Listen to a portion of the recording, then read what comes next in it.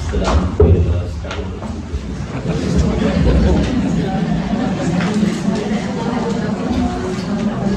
Alhamdulillah, diadakan semoga sihat walafiat insya-Allah.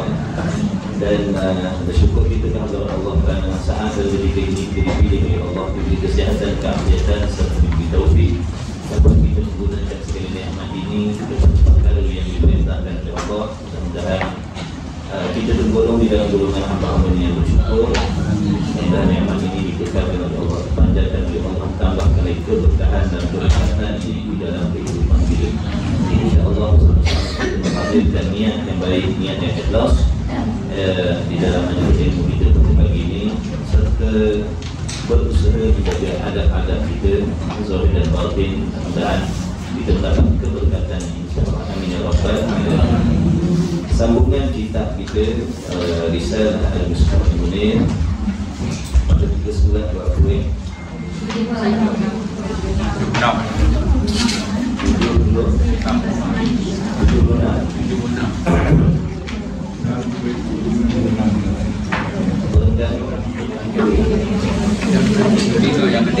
Yang ketiga ni.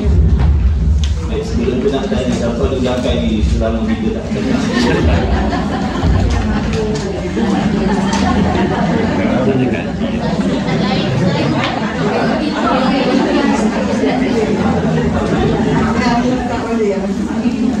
Baik, okey.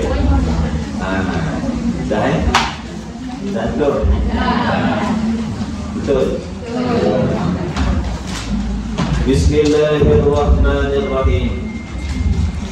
Qala Syekhul Musannif rahimahullahu ta'ala wa nafa'ana wa iyyakum bi'ulumihi fid dharain amin ya rabbal alamin.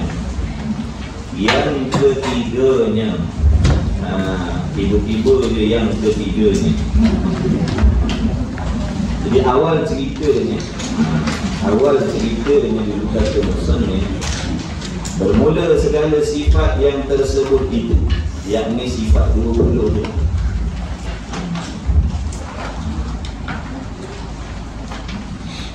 Bermula segala sifat yang tersebut itu, yakni 20 sifat yang wajib bagi zat Allah, terbahagi ia kepada 4 bahagi. Daripada wujud sampailah kepada Qauluhu Ta'ala Mutakalimat. Jadi 20 sifat itu dibahagikan kepada 4 bahagian. Yang pertamanya dipanggil sifat nafsiyah. Sifat nafsiyah telah mengenal itu.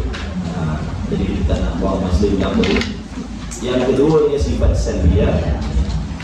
Yang ketiganya sifat ma'ani. Sifat ma'ani. Hari ini nak masuk kepada perbicaraan sifat ma'ani. Jadi harapnya kita ingat lagi apa yang dimaksudkan dengan sifat nafsiyah, sifat salbiyah. InsyaAllah ada rezeki nanti kita mengambil. Yang ketiganya daripada 4 dipanggil sifat ma'ani. Sifat ma'ani. Apa sifat ma'ani?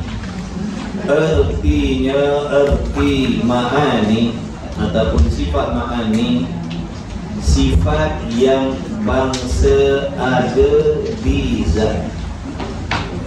Sifat yang bangsa ada di zat.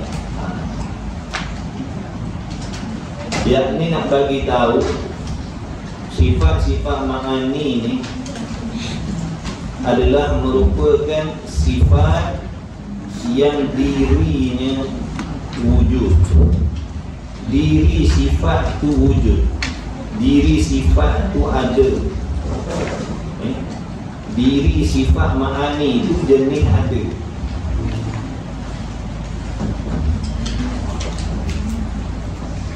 Nak membezakan dengan sifat yang dirinya jenis tiada tetapi sungguh. Bila sebut sifat, dia ada 2 jenis. Satu sifat yang jenis ada, satu sifat yang jenis sungguh. Yang ulang kaji dia ingatkan, yang tak ulang kaji dia tak ingat. Sifat yang jenis ada lain, sifat yang jenis sungguh lain. Bila ngaji tauhid ni kita kena fikir benda macam tak ngaji tak kena nak fikir. Asalkan kita kata sifat-sifat adalah putih, biru, nipis, panjang, pendek, itu sifat. Bila ngaji sifat 20 ni dia kena bahasakan juga benda tu. Jadi sifat yang pertama jenis ada, sifat yang kedua jenis sungguh. Kita berbalik-balik kepada contoh kita yang biasa kita bagi. Contohnya sifat putih pada sifat putih pada kertas. Kertas ni dipanggil zat. Kertas ni dipanggil zat, diri benda lah, diri sesuatu. Kemudian sifat yang ada pada diri kertas ni, banyak sifat yang ada pada kertas. Di antaranya sifat putih. Sifat apa? Sifat putih. Sifat putih benda lain, diri kertas benda lain. Baik. Jadi sifat kertas kita ni putih. Sifat dia putih. Diri putih tu. Diri putih yang nak dibahaskan sekarang ni, diri putih tu, bukan diri kertas. Diri putih tu. Jadi sifat putih ataupun diri putih ni adalah sesuatu sifat yang ada, jenis ada. Sebab tu saya nak tanya tuan-tuan, puan-puan, hadirin hadirat, haji hajah dan sebagainya. Jadi warna putih itu ada ke tidak? Cuba tengok kertas tu, jangan tengok saya tak putih. Tengok kertas. Jadi putih itu ada ke tidak? Nampak tak putih? Tengok putih pula. Ada yang tengok saya lagi. Saya tu tengok putih. Tengok putih, tengok kertas. Jadi nampak tak warna putih? Nampak. Bila sesuatu itu boleh dikesan oleh panca indera kita, penglihatan ataupun pendengaran ataupun penghidu ataupun penyentuh ataupun perasa, menunjukkan sesuatu itu maujud, diri dia ada. Ingat tu, tiap-tiap sesuatu yang boleh dikesan oleh panca indera, penglihatan, pendengaran, penghidu, perasa dengan lidah kita, penyentuh dengan tangan kita, contoh kita sentuh cerek panas, kita sentuh air batu rasa sejuk, kita buka minyak wangi baru harum, kita ambil garam letak di lidah rasa masih. Lepas tu dengar suara telinga kita ni boleh mengesan bunyi-bunyi. Jadi apa sahaja yang boleh dikesan oleh panca indera kita menunjukkan perkara itu maujud. Benda tu benda tu ada. Tak semestinya benda yang ada kita boleh tengok. Ada jenis benda yang ada tapi tak boleh tengok dengan mata, tapi boleh kesan dengan telinga. Ada jenis benda ada tak boleh kesan dengan telinga tapi boleh kesan dengan lidah. Rasa contoh. Sifat masin, kita ambil garam letakkan lidah kita, rasa masin. Nampak tak masin tu? Nampak. Boleh dengar tak masin? Boleh hidu tak masin? Tapi boleh rasa. Jadi menunjukkan diri sifat masin itu maujud, benda ada. Jadi sekarang ni putih. Jadi putih ni boleh dikesan dengan delik penglihatan. Kita boleh tengok putih ataupun hitam ataupun biru dan sebagainya. Warna-warna ni boleh dikesan oleh panca indera penglihatan kita, menunjukkan sifat putih ataupun warna-warna ni tadi adalah perkara yang maujud, benda ada. Benda ada. Sebab tu boleh tengok. Faham tak cakap situ? Lepas tu bila kita dah mengetahui sesuatu yang ada tu, maka kaedahnya ulama bagi tiap-tiap sesuatu perkara yang ada mesti sungguh. Ingat tu, tiap-tiap sesuatu perkara yang ada mesti sungguh. Tulis dah, beli pen mahal-mahal.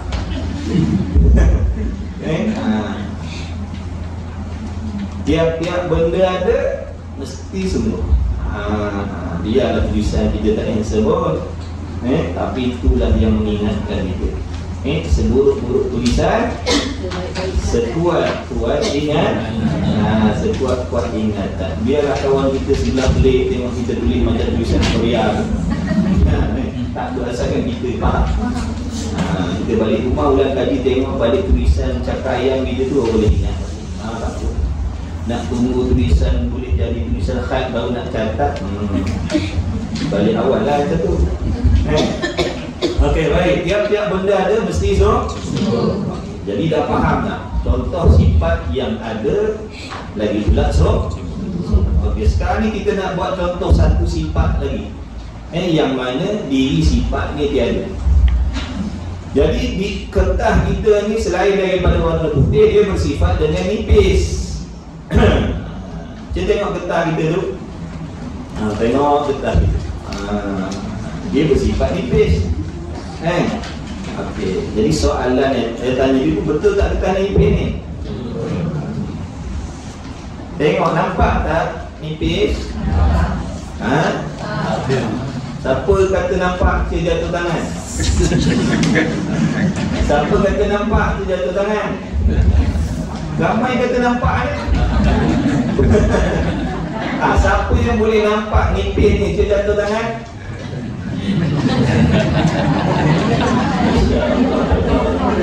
Baru 20 bulan tinggal.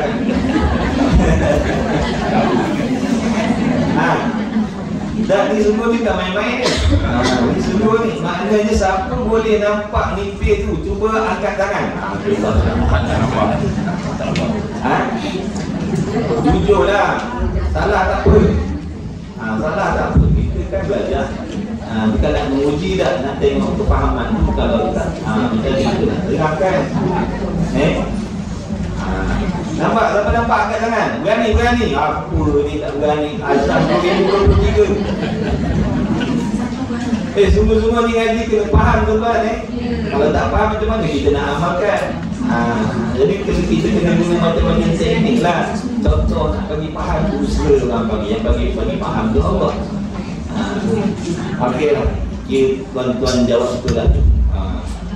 Jadi tak nampak. Betul? Ya ke? Betul. Dengar kawan kata tak nampak, dia tak nampak dah. Tak nak macam tu. Okey, jadi sifat nipis ni kita tak boleh nampak dia. Kita tengok, nampak tak?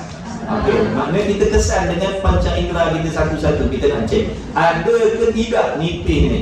Kita bagi puas hati, cek satu-satu. Okey, mula-mula kita kesan dengan penglihatan dulu. Tengok kertas tu. Itu yang tengok saya. Tengok kertas. Tengok kertas. Okey, tengok kertas. Yang puan-puan nampak ni kertas ke nipis? Kertas. Jadi nampak tak nipis?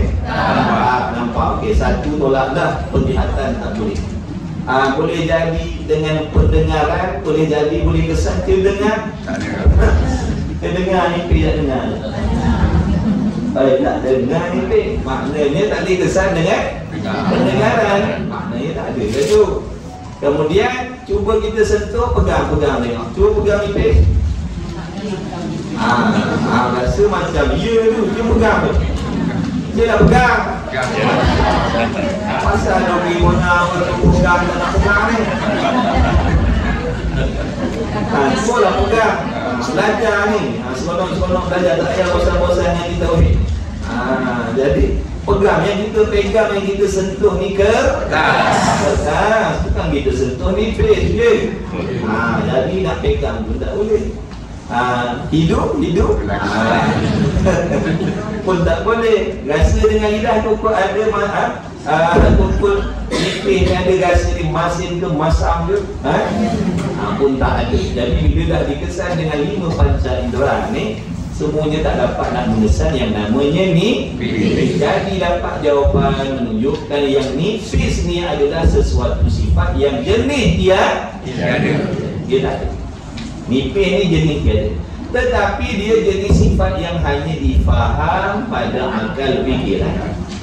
Bila kita sebut nipis, faham. Akal kita faham.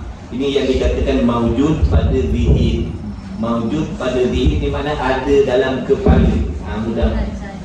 Maujud pada zihir mana ada dalam kepala, ada dalam kefahaman. Faham. Bila sebut nipis, faham. Bila tuan-tuan tengok kertas ni begini keadaannya, akal tuan-tuan memahami yang kertas ni sifat dia ni nipis. Jadi sifat nipis ni jenis faham. Maujud pada zihir. Dan juga dipanggil amrun i'tibari. Dipanggil amrun i'tibari. Amrun i'tibari ni makna pekerjaan atau sesuatu yang hanya dipaham pada akal lah. Dipanggil amrun i'tibari. Hanya faham saja. Nak tengok tak nampak, nak dengar tak boleh, nak hidup tak dapat, nak sentuh tak boleh. Sebab dia tak ada. Dia jenis faham. Ada dalam akal fikiran ada, tapi pada luar fikiran tak ada. Luar fikiran tak ada, dia hanya ada dalam fikiran, dalam kefahaman saja ada. Tak sama macam putih tadi. Tak sama macam sifat putih tadi. Tuan-tuan bila tutup mata saya kata kertas tu warna putih, tuan-tuan faham tak? Faham. Tapi kemudian bila tuan-tuan celikkan mata boleh nampak pula putih. Jadi sifat putih itu maujud pada zihir dan maujud pada kharij. Maknanya pada dalam fikiran pun ada, faham. Bila buka mata boleh tengok. Sebab jenis sifat yang ada. Dia tak sama pula berlainan dengan sifat nipis tadi. Bila kita sebut ada tak nipis, nak tengok tak nampak, nak pegang tak boleh. Jadi tuan-tuan tak boleh tengok, tak boleh nampak, tak boleh pegang, tak boleh sentuh. Menunjukkan sifat putih, sifat nipis itu tiada. Tetapi kalau sebut kertas itu nipis, akal kita faham. Akal kita faham. Okey. Itulah perbezaan di antara sifat yang jenis ada dan sifat yang jenis sebut. Kan kita tengok tu baru kita nilai dia sebab ke atau nipis. Jadi baca indera mata masih digunakan untuk walaupun otak kita mengatakan itu nipis atau tebal, tapi dia pada penglihatan tu lah kita dapat.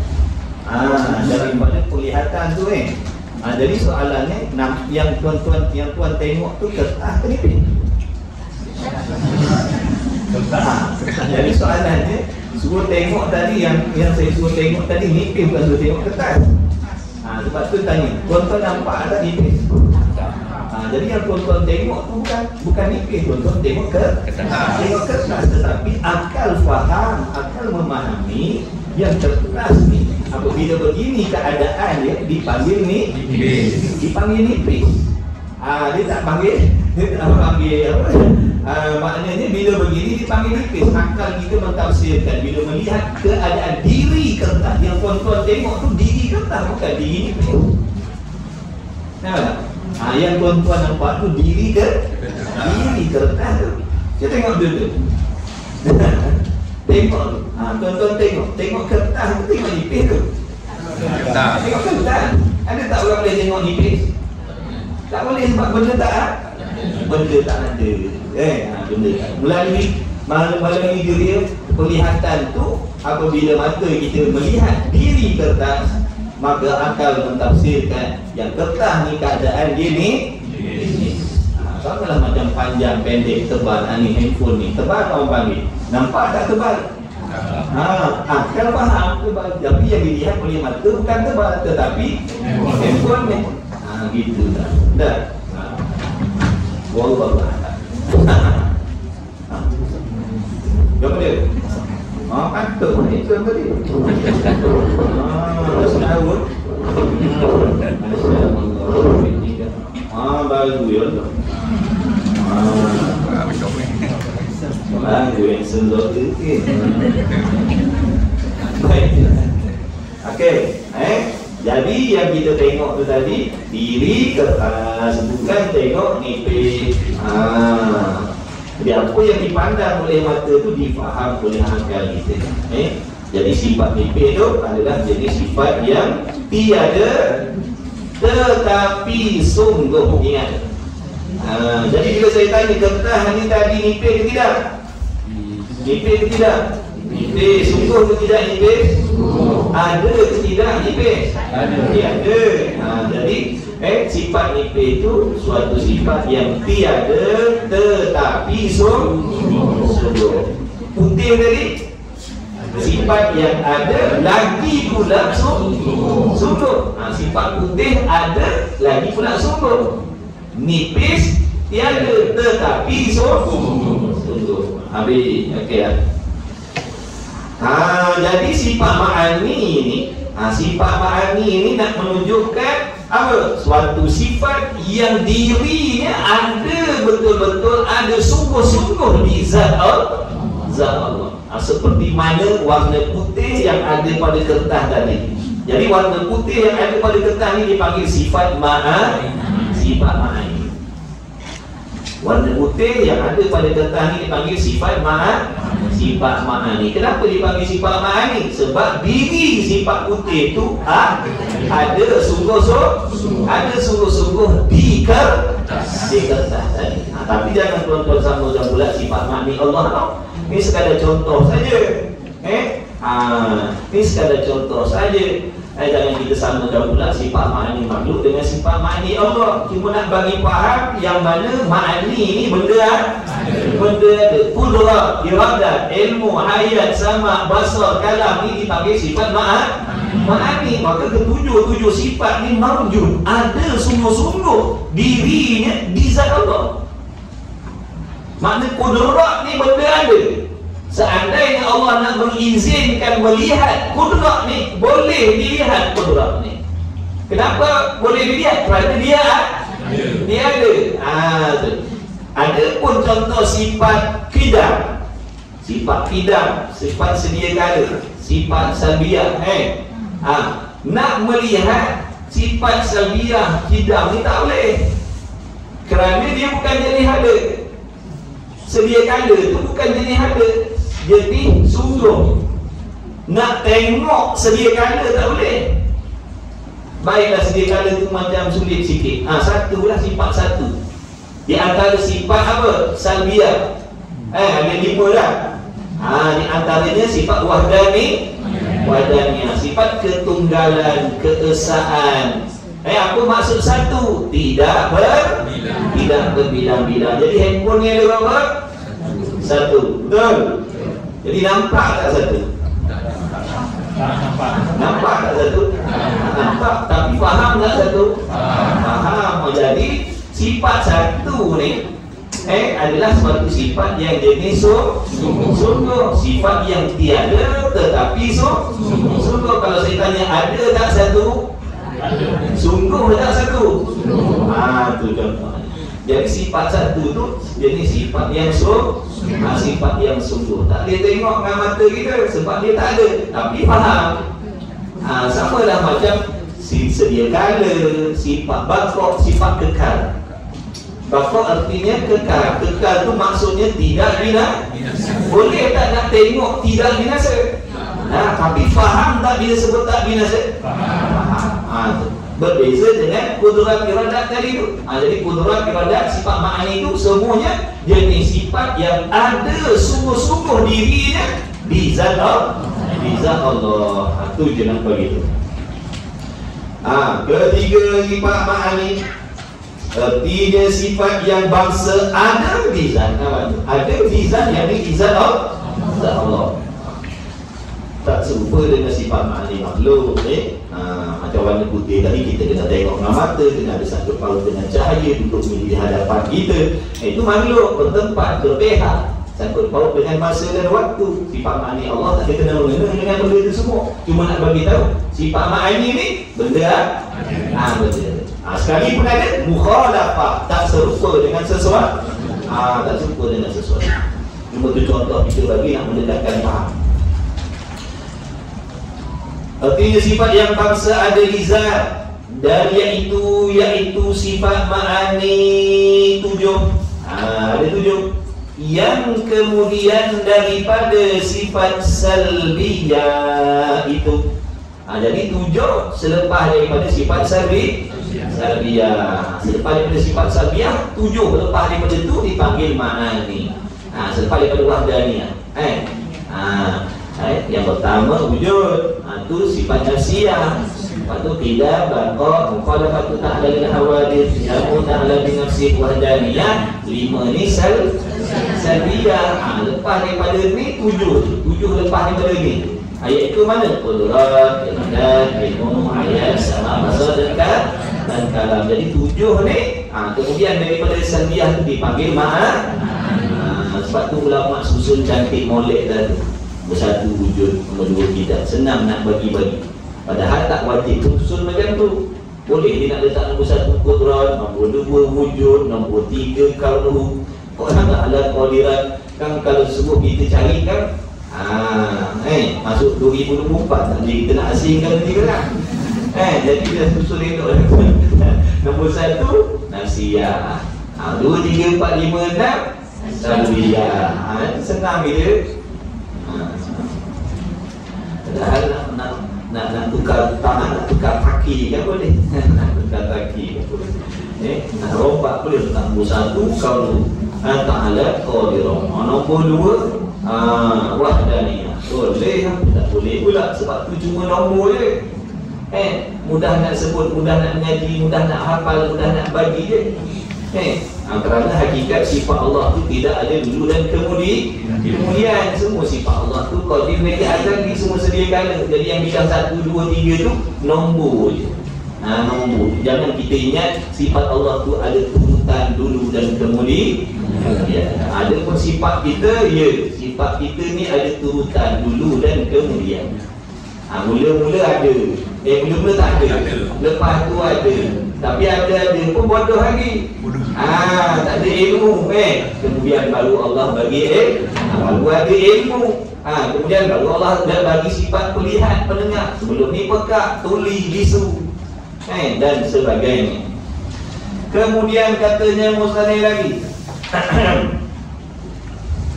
Allahumma salli ala sayyidina Muhammad. Dan iaitu 7 yang kemudian daripada salbiyah.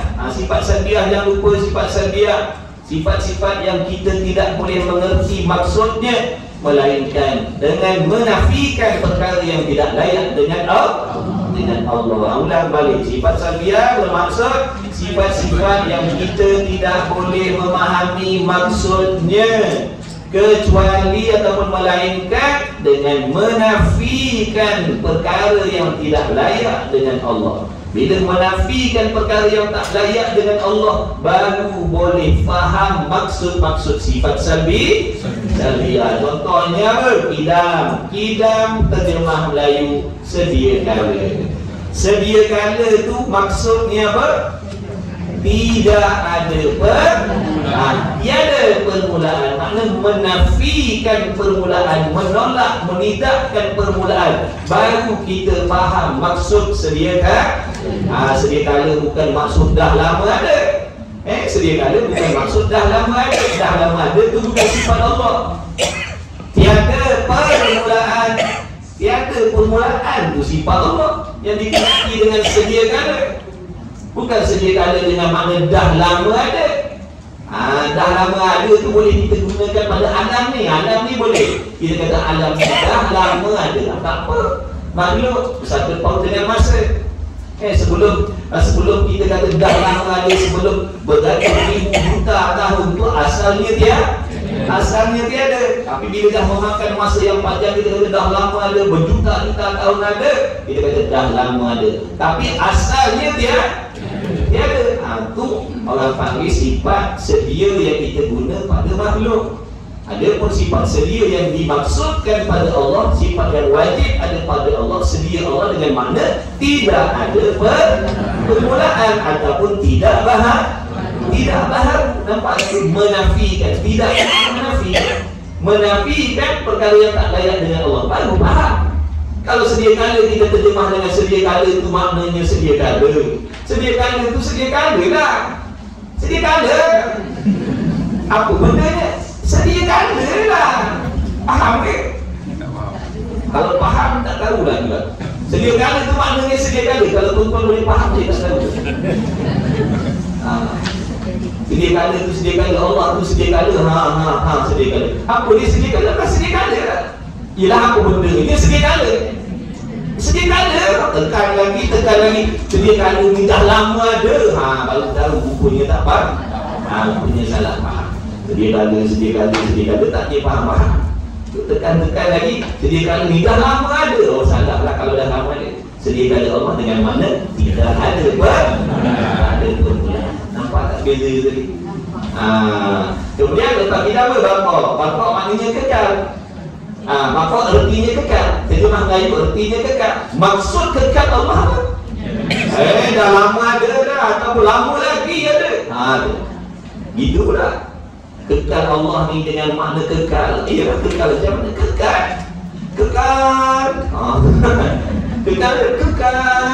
Ialah macam mana kekal? Lama lagi ada. Salah lah kalau lama lagi ada. Dah apa maksud kekal? Tidak binasa. Baru betul sifat kekal Allah. Kalau lama lagi ada tu bukan sifat Allah. Lama lagi ada tu boleh kita guna pada syurga. Syurga tu lama lagi ada. Tak tahu sampai bila-bila lah tempat kita punya harap. Tapi kalau Allah kita nak kata lama lagi ada, salah. Sebab satu paut dengan masa. Syurga boleh. Ada pun Allah kekal dengan mana tidak binasa, tidak menerima binasa selama-lamanya. Itu maksud kekal Allah. Jadi semua sifat-sifat salbiah tu kita boleh faham apabila kita menafikan barang yang tak layak dengan Allah. Serikala dengan mana tidak ada permulaan ataupun tidak berlalu. Lepas tu apa kata?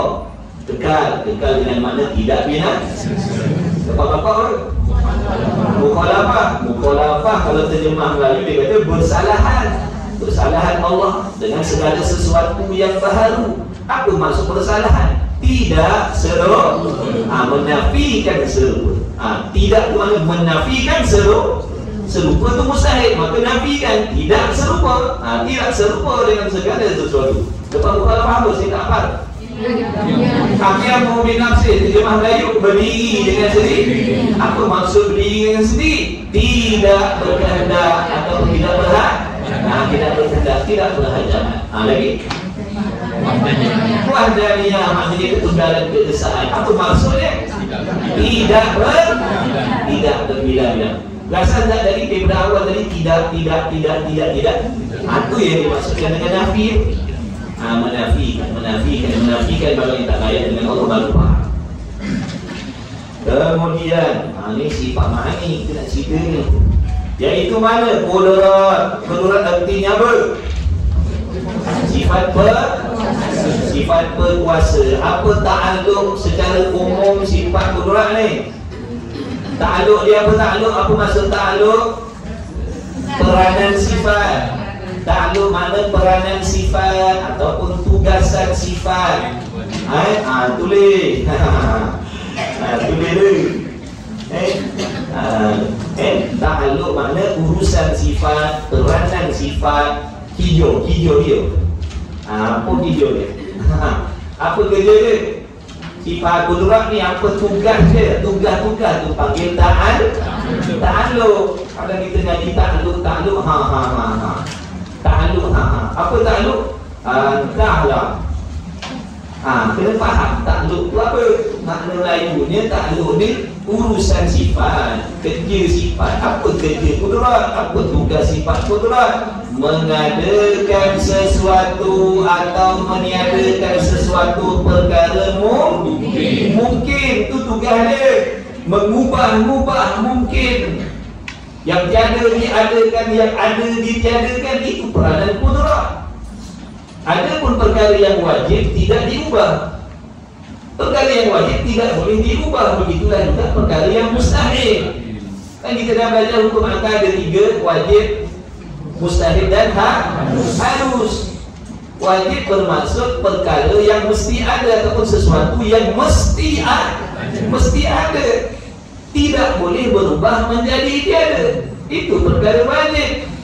Jadi perkara wajib ni kalau berubah daripada ada boleh berubah jadi tiada, maka tak bolehlah dipanggil wajib. Nampak tak? Bila sebut wajib ni faham tuan-tuan. Bila sebut perkara yang wajib, maka perkara yang tak boleh berubah menjadi tiada. Dia mesti ada semata-mata selama-lamanya. Itu perkara wajib. Jadi kalau wajib ni boleh berubah daripada mesti ada berubah berubah jadi tiada, bukan wajib lah namanya. Faham tu? Iyalah tu faham. Dia berbuka kelas balik, pulang gaji balik dia teliti. Tak apalah kan? Gaji budak-budak. Begitulah juga mustahil. Mustahilnya mana sesuatu perkara yang mesti tiada. Mesti tiada. Tak boleh ada. Akal tak boleh terima adanya perkara itu. Itu namanya mustahil. Tak boleh terima ada. Maknanya benda itu mesti tiada. Sedia kala tiada. Sentiasa tiada. Dan selama-lama tak boleh ada. Kalau berubah menjadi ada, daripada tiada berubah menjadi ada, tak panggil mustahil. Yang boleh berubah daripada tiada kepada ada, daripada ada kepada tiada, ini dipanggil harus. Jadi hukum akal ni ada 3 je, tak banyak. Tapi kalau tak faham 3 ni, masalah. Mudah je 3, tapi kalau tak faham, masalah. Sebab tu sifat kudrat ni, wa annahu ala kulli syai'in qadir. Allah Ta'ala sesungguhnya Allah Ta'ala tu maha kuasa atas tiap-tiap sesuatu. Bila sebut qadir itu kudrat lah, kuasa. Allah Ta'ala maha kuasa atas tiap-tiap sesuatu. Tiap-tiap sesuatu apa?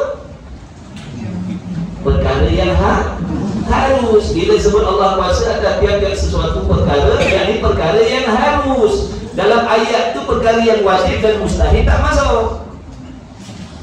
Baik, kalau kita tanya, adakah Allah berkuasa? Adakah Allah berkuasa mengubah? Adakah Allah berkuasa menghilangkan sifat pendengar?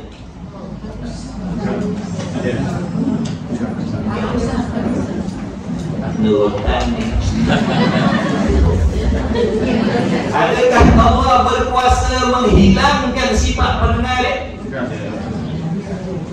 Nak jawab macam mana kalau tak mengaji?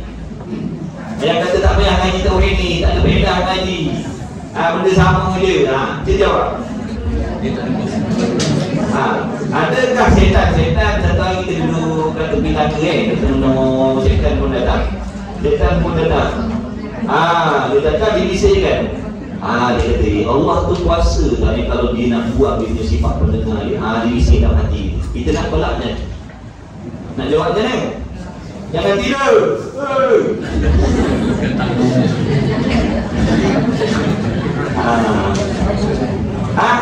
Nak jawab macam mana? Yang kita faham ni Allah kuasa. Makna kuasa ni boleh buat apa saja lah.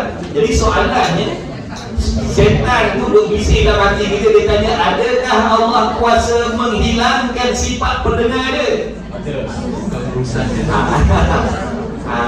Tak apalah, belajar. Kalau kita jawab kuasa, yang saya tanya tadi apa? Sifat sifat pendengar Allah. Baik, sifat pendengar Allah ni wajib ke mustahil ke harus? Wajib. Apa maksud wajib tadi? Mesti ada. Jadi kalau kita jawab kuasa, Allah kuasa menghilangkan sifat pendengar dia, maksudnya sifat pendengar Allah bukanlah wajib. Nampak tak tu? Bukan wajib lah kalau boleh hilang.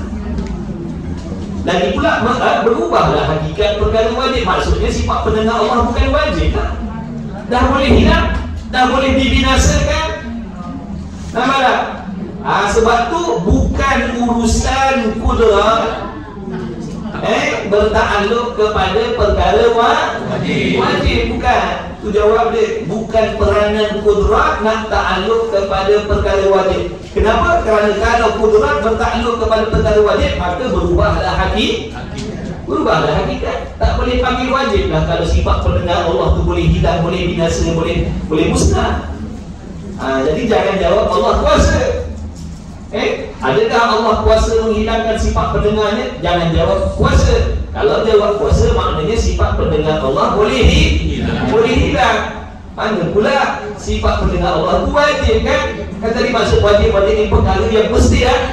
Dia tak boleh berubah menjadi dia ada. Dan soalan lagi, setan bisik lagi kat ni.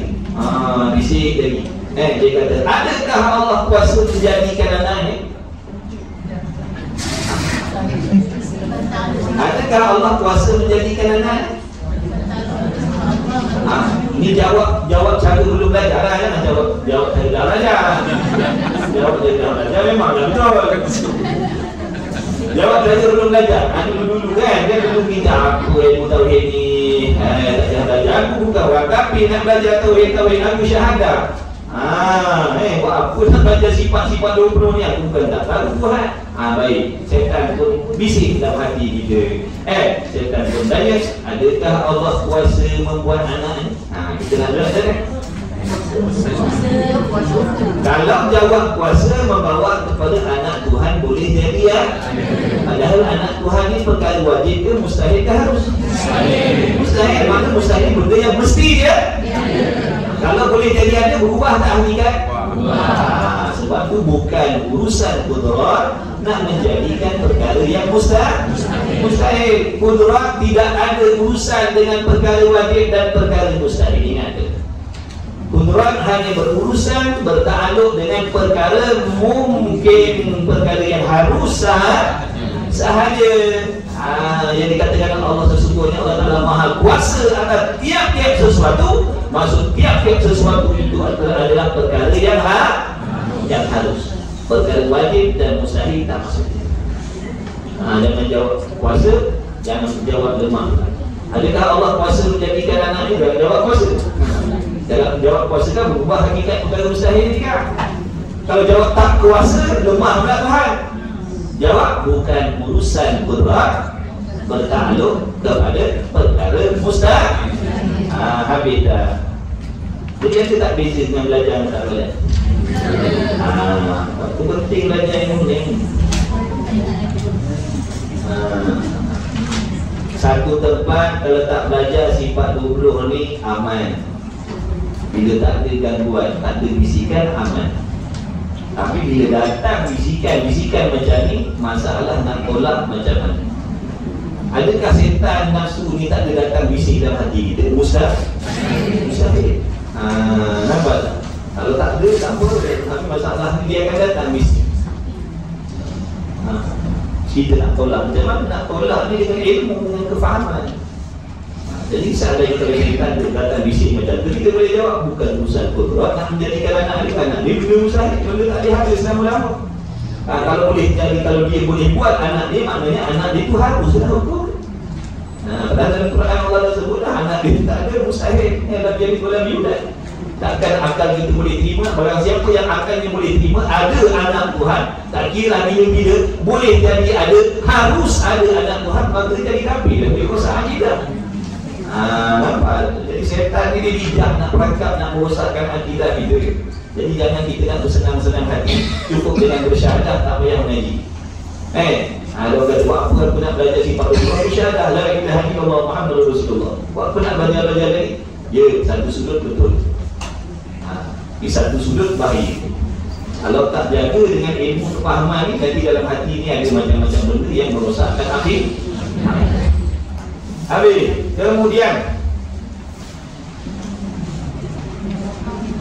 tu kudrat sifat kudrat artinya berkuasa. Peranan dia bertakluk kepada perkara yang harus. Peranan kudrat ni menjadikan atau meniadakan perkara harus. Ingat tu, mengadakan atau meniadakan perkara harus. Bukan mengadakan perkara wajib, bukan meniadakan perkara mustahil. Benda mustahil dah memang sedia kala tak ada dan tak boleh ada, tak terima ada selama-lama. Tidak ada yang anak Tuhan bukan sebab Tuhan tak jadikan. Dah memang diri benda tu memang jenis dia. Jenis dia. Ada pun anak kita, contoh anak kita setakat ni ada 7-8 orang, nombor 9 belum ada. Itu sebab Tuhan tak kehendak nak jadikan. Padahal kalau Tuhan nak kehendak jadikan, boleh ada anak kita sampai 20 orang pun boleh. Sebab masuk dalam perkara mungkin, benda harus. Tapi anak Tuhan bukan benda harus. Anak Tuhan bukan mungkin. Anak Tuhan mustahil. Kemudian iradat. Iradat artinya apa? Sifat perkehendak. Sifat perkehendak ataupun penentu. Apa yang nak ditentukan, yang nak dikehendaki oleh Allah ni? Allah Ta'ala Maha mengkehendaki, mana Allah Ta'ala Maha menentukan sesuatu. Sesuatu apa? Perkara harus juga. Perkara wajib dan mustahil tak masuk. Ingat tu. Adanya Allah bukan sebab Allah kehendak. Allah berkuasa bukan dengan sebab Allah berkehendak. Allah melihat, Allah mendengar dan sebagainya bukan dengan sebab Allah kehendak. kehendak dah memang wajib dia mendengar, melihat dan sebagainya. Yang nak ditentukan ni adalah perkara harus. Perkara yang boleh jadi ada, boleh jadi tiada. Ini yang nak ditentukan. Ini yang nak diputuskan. Contoh macam kita nak buat rumah ke tak nak buat rumah. Jadi dua-dua ni mungkin orang panggil harus. Nak buat pun boleh, tak nak buat pun boleh. Jadi perlu ditentukan salah satu. Jadi menentukan itulah dipanggil iradat tadi. Peranan iradat ni nak menentukan benda yang boleh jadi ada, boleh jadi tiada. Nampak tak? Nak menjadikan makhluk ataupun tidak, ini yang perlu ditentukan oleh iradat tu. Ada pun Allah itu sendiri dan segala sifat-sifat dia bukan ditentukan, dah memang sedia ada. Bukan Allah yang kehendak dia kuasa. Allah kehendak dia kuasa, Allah kehendak dia melihat. Bukan Allah kehendak, dah memang wajib dah benda tu. Apa maksud wajib? Perkara yang mesti ada, sedia ada, bukan ditentukan oleh Allah. Adapun kita ni, kewujudan kita ni, gerak-geri kita ni, perilaku kita ni, itu ditentukan oleh Allah. Adapun Allah zatnya, sifatnya bukan ditentukan, bahkan dah memang wajib. Wajib. Begitulah juga benda-benda mustahil. Anak Tuhan, bini Tuhan, abang kakak Tuhan, apa lagi? Lemah Tuhan, pekak Tuhan, tuli Tuhan. Benda ni tiada bukan sebab Tuhan tak kehendak. Dah memang tak ada, dah memang jenis benda yang tak boleh terima. Ada benda mustahil. Bukan sebab Tuhan tak kehendak. Kalau kita kata sebab Tuhan tak kehendak, kalau Tuhan kehendak, menunjukkan boleh ada lah benda tu. Faham tak ni? Contoh kata gini, anak Tuhan tu tak ada sebab Tuhan tidak kehendak. Okey, apa yang akan jadi kalau Tuhan kehendak? Menunjukkan anak Tuhan boleh jadi Apa hukum ada anak Tuhan? Mustahil. Nampak tak? Jadi anak Tuhan tu tiada bukan sebab Tuhan tidak kehendak. Akan tak memang diri benda tu jenis dia. Ada pun anak kita tak ada lagi tu sebab Tuhan tak kehendak. Ada orang yang baru kahwin atau dalam berkahwin tak ada zuriat, kita boleh jawab apa? Sebab Tuhan tidak kehendak. Kalau Tuhan kehendak boleh keluar anak dia. Ramai. Boleh keluar anak dia ramai kalau Tuhan kehendak. 20 orang boleh keluar sekali. Masih macam yang berlaku kat mana? Dari mana? Suatu pun kali keluar, 20 orang. Besar-besar, berkuat ada orang besar-besar mana? Kehendak Allah. Duduk dalam iradat, duduk dalam kekuasaan Allah. Itu tak mesti. Kalau masuk dalam benda harus. Kalau nak keluar macam nak sembun pun Allah kuasa buat. Allah kuasa buat. Kalau selesai dia ini semua aku akan keluar. Allah kuasa nak buat. Allah kuasa. Itu masuk dalam urusan kekuasaan Allah. Sebab perkara mungkin. Jadi perkara mungkin yang masuk dalam urusan qudrat dan juga iradah. Kemudian ilmu, takluk ilmu apa? Ilmu ditakluk di merata. Nyata segala perkara, hakikat perkara yang wajib, yang mustahil, harus semuanya ada di dalam pengetahuan Allah. Sedia kala lagi Allah tahu dah segala-galanya. Hari ini kita datang mana, hari ini kita pergi mana, hari ini kita pakai baju warna apa, semuanya dah ada dalam ilmu Allah. Bahkan Allah lah yang menentukan saya pakai baju putih hari ini. Dan tuan-tuan demikianlah. Kerana yang pakai baju warna biru contohnya Tuhan tak kena, tapi dia pakai juga warna biru. Ada berlaku je tu? Mustahil. Tidak ada satu benda pun yang berlaku melainkan telah dikehendaki oleh Allah Taala. Dia kata, dan dia lah yang menentukan. Kemudian apa? Hayat. Sifat hayat, sifat hidup. Jadi sifat hidup ni satu, tidak ada takluk pada mana-mana. Ingat tu. Sifat hayat, sifat mahani, sifat hidup Allah ni tak ada takluk pada mana-mana. Kemudian sifat sama, sifat pendengar, basar, sifat melihat. Jadi sama basar ni takluk dia sama. Maksud sama pada pihak apa? Bertakluk kepada perkara yang wujud. Apa sahaja yang ada, semua didengar dan dilihat oleh Allah. Tak kira berbunyi, tak kira berwarna, tak kira bersuara, ataupun tak berbunyi, tak bersuara, tak berwarna, asalkan perkara itu wujud, semuanya dilihat dan didengar oleh Allah. Nampak tak? Allah dengar kepada bunyi, Allah lihat kepada bunyi, Allah lihat kepada bau-bauan. Faham tu? Kita nak melihat ada sakatan, ada batasan. Benda mesti berwarna, benda mesti nyata, baru boleh lihat, baru nyata pada sifat pelihat kita. Mana lihat dia mana nyata pada sifat pelihat kita. Ada pun benda yang tidak bertubuh badan, benda yang tidak berkira, yang tak nampak warna, kita tak boleh tengok sekalipun dia ada. Contoh macam masin. Masin ada ke tidak? Masin ada ke tidak? Adalah tadi. Dah rasakan lidah ada masin tu. Tapi boleh tak tengok? Tak boleh. Kita tak boleh. Mana sifat pelihat kita tidak boleh mengesan kewujudan masin tu. Tetapi sifat pelihat Allah boleh mengesan kewujudan masin. Di mana masin tu nyata pada sifat pelihat Allah. Jangan main waktu kata maha mendengar, maha melihat. Apa sahaja yang ada semua didengar, semua dilihat. Tak kira berwarna, tak berwarna, tak kira berbunyi, tak berbunyi. Warna putih ada tak putih? Ada. Allah lihat kepada putih, Allah dengar pada putih. Putih ni didengar oleh Allah, putih ni dilihat oleh Allah. Dengan makna nyata warna putih ni pada sifat pelihat dan pendengar Allah. Nyata. Macam mana? Wallah. Hebat Allah Ta'ala. Ini jadi maha mendengar, maha melihat. Ini tiap-tiap sesuatu yang ada dilihat, didengar oleh Allah. Baik. Nipih tadi Okey, nipih ni soalan kepahaman. Belum kelar ditamatkan. Jadi, okey soalan. Adakah Allah melihat kepada nipis? Jawabnya salah dah. Adakah Allah melihat nipis? Jawabnya.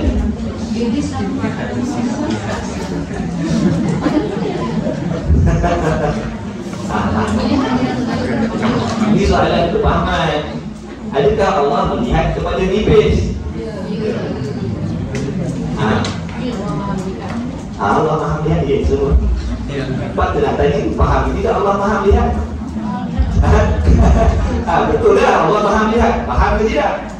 Ini nak uji ni faham. Allah lihat tak pada nipis? Tidak.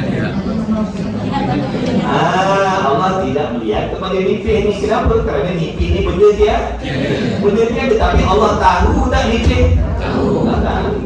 Tapi lihat dah. Sebab benda tak ada. Benda tak ada. Allah tak lihat nipis bukan bermaksud Allah buta. Itu dah memang. Memang Allah lihat kepada benda mana. Sebab tu tanya Allah Ta'ala lihat tak kepada nipis? Jawabnya tidak. Sebab apa? Sebab nipis tidak mewujud. Tapi Allah tahu dah. Baik, tuan-tuan nampak tak sekarang anak-anak tuan dekat rumah? Sekarang ni nampak tak? Oh, buta dah kalau macam tu. Buta dah? Tidak melihat benda yang tiada bukan bermaksud buta. Takut nak jawab, takut dia buta. Kan? Dia jadi macam tu. Kamu tak jawab tak nampak ni. Buta dah tuan kalau ni. Itu tadi ujian kepahaman. Allah tidak melihat kepada sesuatu yang tiada bukan bermaksud Allah buta.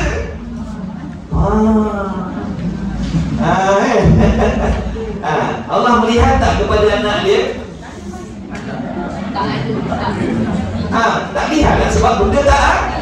Benda memang jadi benda tak ada. Maka Allah tidak melihat kepada benda yang tiada. Adakah bermaksud Allah buta? Tak. Allah melihat benda yang ada.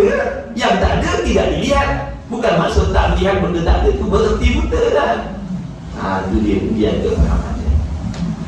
Soalan kita tak nak keluar lagi baru keluar lagi. Kita kan selalu cakap Allah maha melihat. Betul dah. Ini ujian kepahaman tu.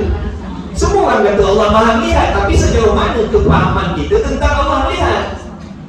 Kalau macam tu Allah maha melihat. Tanya dia, Allah lihat tak anak dia? Kalau dia tak faham, dia lihat kan? Pula dah. Nak lihat macam mana benda tak ada.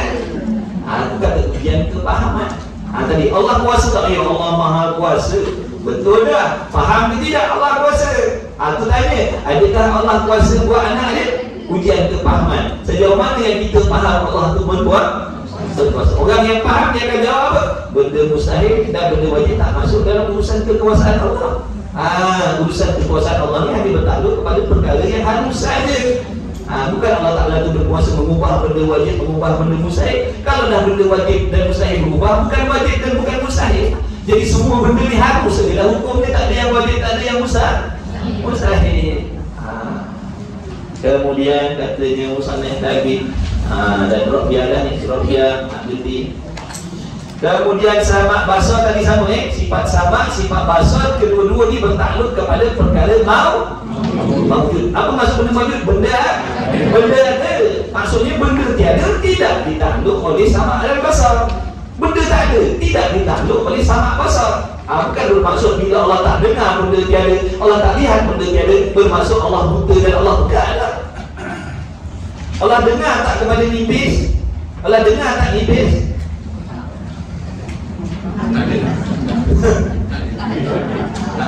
Nangis pun ada juga. Allah dengar tak nipis? Nipis pun ada ke tidak? Tak ada, nipis tak ada. Tak ada, nipis tak ada. Baik, tadi kita dah belajar Allah mendengar pada perkara yang ada. Pegang elok-elok tu. Jadi soalannya sekarang, adakah Allah mendengar kepada nipis yang tiada? Tak dengar lah. Sebab apa tak dengar? Benda tak ada. Bukan sebab pegang, sebab tak ada. Benda tak ada sebab Tuhan tak dengar. Bukan bermaksud Tuhan tak dengar benda tiada. Dia pegang dah. Dia mendengar benda yang ada, yang tiada tidak didengar. Okey, alah soalan. Katalah sekarang ni anak kita ada 10 orang. Yang nombor 11, nombor 12 tu Allah lihat tak dia? Lihat ke tidak? Menjawab tanya lihat ke tidak? Tak ada. Orang tanya lihat ke tidak? Tak lihat? Ada. Jangan jawab lain. Nak tanya lihat ke tidak lihat? Soalan boleh. Mudah boleh. Adakah Allah melihat kepada anak kita yang tak ada lagi? Tidak. Sebab apa? Tak ada. Tak ada. Anak kita yang ada Allah lihat tak? Sebab ada. Itu dah terfaham. Jangan kata yang tak ada pun Allah lihat. Benda tak ada nak lihat. Jangan kata. Itu sebab faham tadi penting faham. Nak menghaluskan kefahaman dalam belajar tauhid. Waktu banyak soalan-soalan yang kita nak kena buat sebab nak berfaham. Bukan niat nak memuji orang besar, nak bukan itu niat tadi. Nak bagi faham. Sebab saya pun bengong kat kaji dulu. Bengong kaji dulu. Sebab dia nak kena guna ni. Betul tadi. Adakah Allah melihat tak kepada Allah tidak melihat kepada nipis? Tak lihat nipis. Maknanya Allah buta lah. Kan ada sebab tak faham. Tapi bila dah belajar Allah tidak melihat kepada sesuatu yang tiada, bukan bermaksud bukan bermaksud buta. Allah selamat tak ngaji tauhid ni. Jadi tidak. Kemudian bagian yang tempat berhenti mana ni? Lagi dinamakan dan kalam. Sifat kalam, sifat ma'ani yang akhir, yang ketujuh. Sifat kalam artinya sifat penutur sifat penutur. Jadi sifat penutur Allah ini dipanggil takluk dilalah. Dengan sifat kalam, sifat penutur ini Allah menyatakan tentang sesuatu perkara yang wajib, yang mustahil dan yang harus. Dan disebabkan dan sebab dinamakan 7 sifat itu sifat ma'ani kerana tiap-tiap satu daripada 7 tu menuju, yakni menunjukkan, mudahnya menuju dengan mana menunjuk kepada satu perkara yang ada di zat Allah. Di zat. Seperti ayat satu ni nak menunjukkan sesuatu yang ada sungguh di zat Allah. Mana katanya seperti kudrat. Maka makna kudrat ni satu sifat yang ada ia di zat Allah. Kudrat ni ada di zat Allah. Diri kudrat tu ada di zat Allah. Sekira-kira, tengok dia nak terangkan lagi, sekira-kira ada di zat Allah Ta'ala, sekira-kira Allah Ta'ala buka hijab, kalau Allah kehendak nak menzahirkan, nak menunjukkan pada kita sifat kudrat tu, nescaya dapatlah kita melihat akan dia. Makna harus dilihat sifat kudrat tu. Boleh tengok kudrat tu. Kenapa boleh tengok? Kerana dia benda ada. Makna harus dilihat. Jadi kaedah dah menyatakan tiap-tiap sesuatu perkara yang ada harus dilihat kalau diizinkan oleh Allah. Kalau Allah tak izinkan, benda yang ada sekalipun ada, sekalipun dekat, tak boleh kita nak lihat kalau benda itu tidak diizinkan oleh Allah. Ini cerita kalau Allah buka hijab, kalau Allah hendak membuka hijab, mengizinkan melihat kudrat, boleh lihat kudrat. Kenapa boleh lihat? Kerana kudrat ni sesuatu perkara yang ada. Dan sebab itu di antara akidah kita ahli sunnah wal jamaah, besok selepas daripada kita semua dah masuk dalam syurga, waktu semua muslimin mukminin dah ada dalam syurga tu, Allah Ta'ala nak menzahirkan, nak mentajadikan, nak membukakan hijab pada sekalian muslimin mukminin yang berada di dalam syurga itu, memandang kepada zat Allah. Maksud waktu duduk dalam syurga tu diberi kemuliaan oleh Allah, memandang kepada zat Allah yang merupakan suatu nikmat yang paling tinggi, yang paling dahsyat yang ada di dalam syurga, yang paling lazat sekali. Bukan bermaksud Allah berada di dalam syurga, bukan.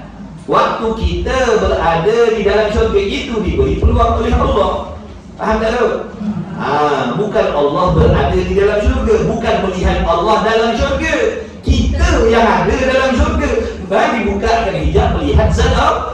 Zat Allah tetap tidak berada di mana-mana, maha suci daripada bertempat berpihak. Cuma waktu tu dibukakan hijab. Bukan Allah ada dalam syurga itu sekali dah. Faham tak tu? Itu di antara akidah ini. Sebab apa orang boleh melihat zat Allah? Kerana zat dia ada. Kerana zat Allah itu satu perkara yang ada semua. Sebab tu harus dilihat. Itu akidah kita ahli sunnah. Harus melihat zat Allah nanti dalam syurga. Itulah setinggi-tinggi nikmat kelazatan yang ada dalam syurga. Mudah-mudahan kita semua direzekikan oleh Allah Subhanahu wa taala. Amin ya rabbal alamin. Itulah anak bini kita semua, adik-beradik kita, nenek moyang kita, dan kita semua, kawan-kawan kita. Tak ada lagi. Bila maka maknanya satu sifat yang ada di zat Allah Ta'ala, sekiranya Allah Ta'ala buka hijab dan saya dapatkan kita melihat akan dia. Demikian makna seperti itulah yang enam kemudian daripadanya. Yang enam kemudian daripada itu pun sama lah. Iradat, ilmu, hayat sama besar pun sama, iaitu sifat yang ada dirinya sungguh-sungguh di zat Allah. Itulah sifat makna ni. Sifat makna itu sifat yang ada sungguh-sungguh. Jadi sifat sabiah lain, sifat makna ni lain, maknawiyah lain. Nafsiyah. Wallahu subhanahu wa ta'ala a'lam wa ilmuhu wa al-jadilah. Sikit-sikit lah. Jadi tak terang, tak nyata, tak juga. Saya minta maaf banyak-banyak. Saya tak bijak, tak pandai, tak lebih, tak alim, bukan ahli dalam nak menyatakan Allahumma salli ala sayyidina Muhammad yang mulai sifat betul ni. Tapi saya cubalah sekadar yang diizinkan, yang direstukan oleh Allah, nak kongsi-kongsi kepahaman itu di mana saya ingin berfaham oleh Allah Subhanahu wa taala. Mudah-mudahan bermanfaat untuk semua. Mudah-mudahan menyebutkan menjadi minggu pada hari ini. Kita doa kepada Allah, semoga sekalian ini dipanjangkan oleh Allah, diberi kesehatan, keafiatan oleh Allah, dimurahkan rezeki yang halal yang luas, direzekikan anak-anak yang soleh, yang soleh, keturunan yang soleh, yang soleh yang bertakwa, dimudahkan segala urusan dunia dan akhirat, dikumpulkan segala doa dan hajat-hajat yang surat yang tersirat. Mudah-mudahan keluarga kita, keluarga kita, anak bini kita, keturunan kita daripada fitnah akhir zaman yang dapat perkara yang boleh merosakkan akidah dan boleh merosakkan agama. Mudah-mudahan Allah terus memilih kita berada di dalam ilmu fitnah juga rakan-rakan kita yang lain, sahabat andai kita, sahabat malu kita, mudah-mudahan dipilih oleh Allah menjadi penuntut ilmu. Insyaallah amin ya rabbal alamin. Bismillahirrahmanirrahim. Alhamdulillahirabbil alamin wassalatu wassalamu ala Rasulillah wa ala alihi. Allahumma rabbana fa'na bima 'allamtana rabbana 'allimna alladhi yanfa'una rabbana faqih ahlana wa qurbat lana fi dinina ma ahli al-qudri wa sallallahu ala sayyidina Muhammad wa ala alihi wa sahbihi wa sallam. Alhamdulillahirabbil alamin. Alhamdulillah.